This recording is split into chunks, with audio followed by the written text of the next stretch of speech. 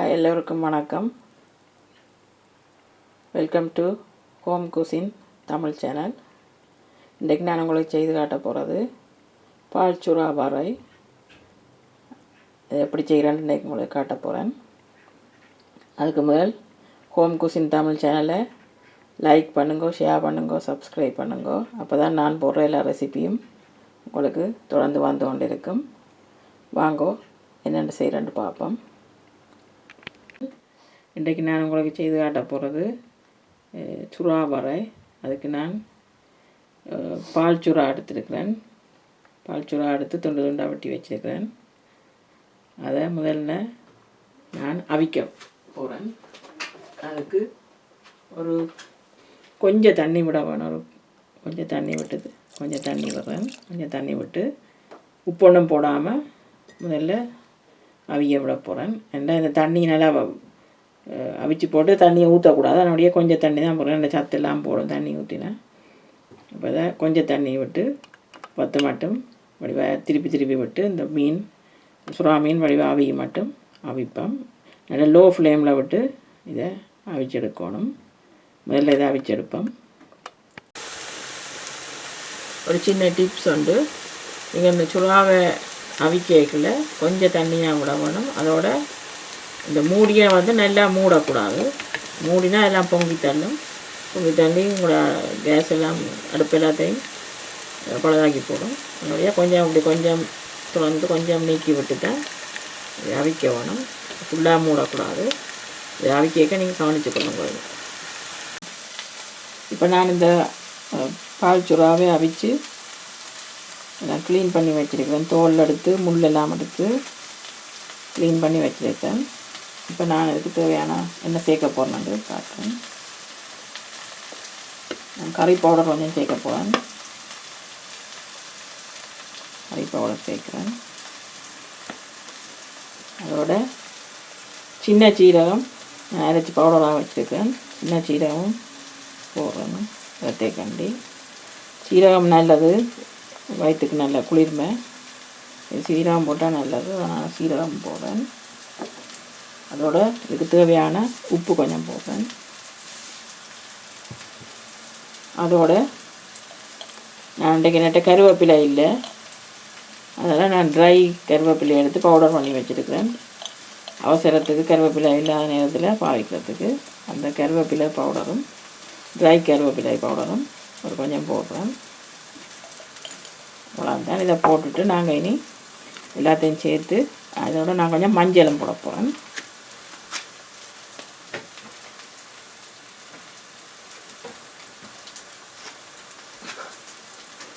மஞ்சள் பவுடர் தூளும் டர்மரிக் கொஞ்சம் போட போகிறேன். மஞ்சள் தூளும் எல்லாத்தையும் போட்டு நாங்கள் இதை கையால் குழைச்சி மிக்ஸ் பண்ணுவோம். இதை நான் கையால் குழைச்சி எல்லாத்தையும் மிக்ஸ் பண்ண போகிறேன். இப்போ நான் இந்த மீன் துண்டுகள் எல்லாத்தையும் சுறா துண்டுகள் எல்லாத்தையும் நாங்கள் இப்போ உளுத்தோணும். கையால் உளுத்தி எடுக்கணும். அதுக்கு தான் எல்லாத்தையும் மிக்ஸ் பண்ணுவோம். உளுத்தோணும். எல்லாத்தையும் கட்டியாக இருக்கும். உளுத்தி போட்டு தான் எல்லாத்தையும் நல்லா மிக்ஸ் பண்ணணும். இது எல்லாத்தையும் மிக்ஸ் பண்ணி எடுப்போம்.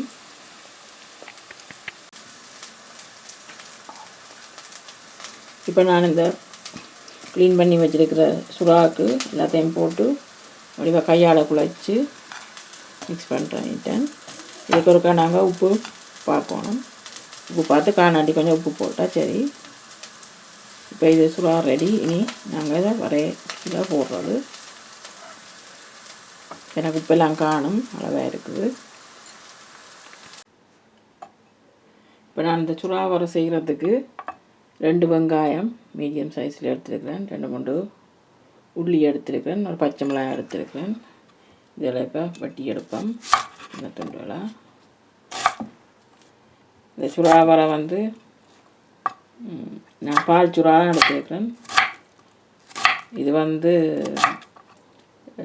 குழந்தை பிறந்தாக்கள் பால் ஊட்டும் தாய்மார்களுக்கு சாப்பிட்றது கூடுதலாக நல்லா பால் சுறாக்கும் மற்றது வயிற்று நோய் உள்ள ஆக்கள் சாப்பிட்டா இது நல்லதுன்னு சொல்கிறவங்க வயிற்று நோய் குறையுமாண்டு.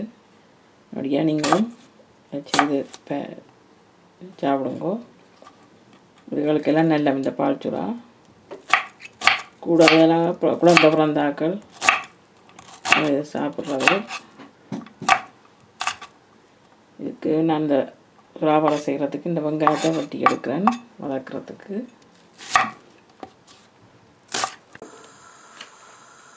இப்போ நான் சுறாவரை செய்கிறதுக்கு அடுப்பில் பேனை வச்சு சூடாகிட்டு இதுக்கு எண்ணெய் விட்டுருக்கேன்.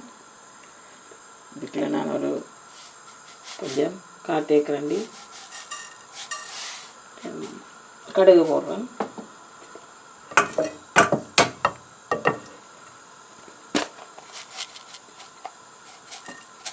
காத்தேக்கரண்டி பெருஞ்சீரகமும் போடுறேன்.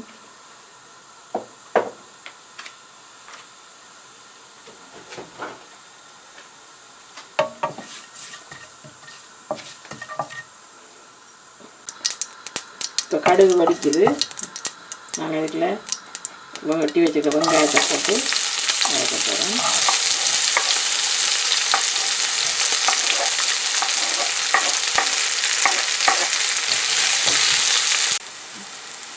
இப்போ இந்த வெங்காயம் கொஞ்சம் மிளவாசிக்கு வதங்கிட்டு நான் இதுக்குள்ள வெட்டி வச்சிருக்கிற சின்ன வெட்டி வச்சிருக்கிற காலிக்கை போடுறேன். இல்லையே அதோட ஒரு பச்சை மிளகாயம் வெட்டி வச்சுருக்கேன். அதையும் போட்டு வதக்க விடுவோம்.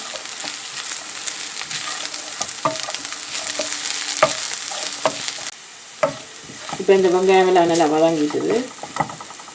நான் இதுக்குள்ள இந்த குழச்சி வச்சுருக்கிற சுறாவை போட போகிறேன்.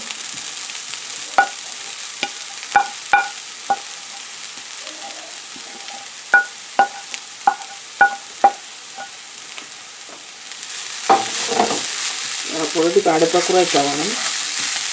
குறைச்சிட்டு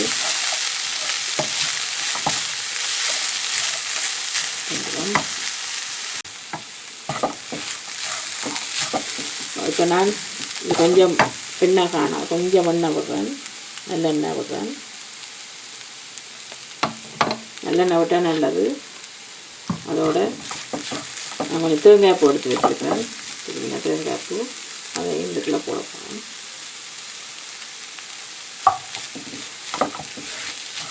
போட்டு அடுப்பை நல்ல லோ ஃப்ளேமில் விட வேணும். இதை ரெண்டு பண்ணிக்கலாம்.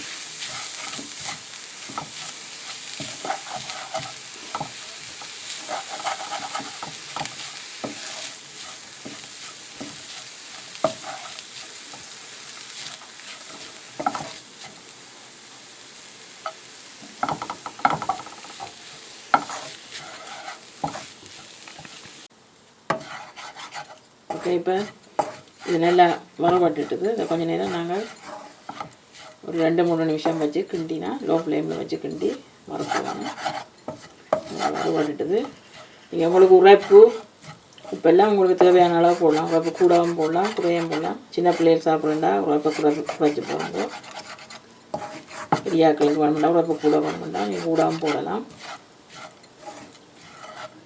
தேவையான அளவு உப்பு எல்லாத்தையும் நீங்கள் பார்த்து கூட மீன் கலவா மீன் கலவா போட்டுக்கொள்ளுங்க. இப்போ நல்லா வறுபட்டுட்டுது. இந்த கண்ணீரம் வறுக்க தேவையில்லை. ஏன்னா முதலே நாங்கள் இந்த சுறா அவிச்சு தான் வச்சுருக்கிறோம். கண்ணீரம் வறுக்க தேவையில்லை.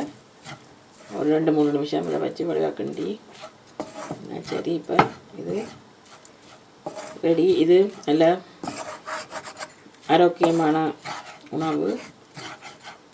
நீங்கள் சோறுக்கு சாப்பிட்லாம், புட்டுக்கு சாப்பிட்லாம். நல்ல டேஸ்டியாக இருக்கும். புட்டுக்கு நல்ல டேஸ்டியாக இருக்கும். இது சோறோடையும் சாப்பிட்லாம், நல்லா இருக்கும். சின்ன பிள்ளைகள் கூட இதை சாப்பிடுவீங்கன்னா சோறோட புட்டோட கொடுக்கலாம். இது கூடுதலாக பெண்களுக்கு சிறந்த உணவு. நீங்களும் செய்து சாப்பிட்டு பாருங்கோ. அதுக்கு முதல் நீங்கள் மறக்காமல் ஹோம் குசின் தமிழ் சேனலை லைக் பண்ணுங்கோ, ஷேர் பண்ணுங்கோ, சப்ஸ்கிரைப் பண்ணுங்கோ. அப்போ தான் உங்களுக்கு நான் போடுற ரெசிபியெல்லாம் தொடர்ந்து வந்துகிட்டு இருக்கும். தேங்க்ஸ் ஃபார் வாட்சிங்.